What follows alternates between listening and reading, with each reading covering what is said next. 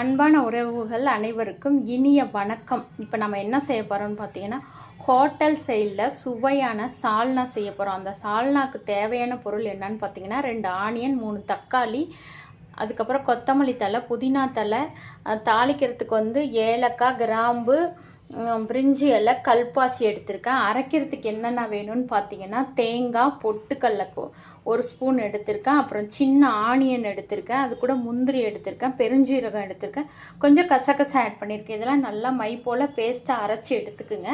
அதுக்கப்புறம் ஒரு கடாயில் எண்ணெய் ஊற்றி தாளிக்க கொடுத்துருக்க தாளிப்பு அனைத்தையும் நல்லா பொரிஞ்சு வந்ததுக்கப்புறம் அவங்க கூட தக்காளி, வெங்காயத்தையும் நல்லா வணக்குங்க. அவங்க வணங்கி வந்ததுக்கப்புறம் உப்பு ஆட் பண்ணுங்கள். உப்பு ஆட் பண்ணதுக்கப்புறம் மஞ்சத்தூள் ஆட் பண்ணுங்கள். மஞ்சத்தூள் ஆட் பண்ணதுக்கப்புறம் கரம் மசாலா நான் வீட்டிலே அரைச்சி வச்சுருக்கேன், அது 1 ஸ்பூன் ஆட் பண்ணுங்கள். இவங்க நல்லா வணங்கி வந்ததுக்கப்புறம் மை போல் அரைச்சி அதில் ஊற்றி ஆட் பண்ணி நல்லா கொதிக்க விடுங்க. எண்ணெய் அந்த பிதுங்கி வெளியில் வரணும்.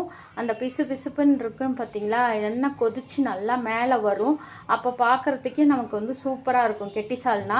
அது கூட கொத்தமல்லி தழையும் புதினா தழையும் தூவி இறக்குனீங்கன்னா ஹோட்டல் ஸ்டைலில் சுவையான சால்னா உங்களுக்கு ரெடி. ஓகே, பாய்.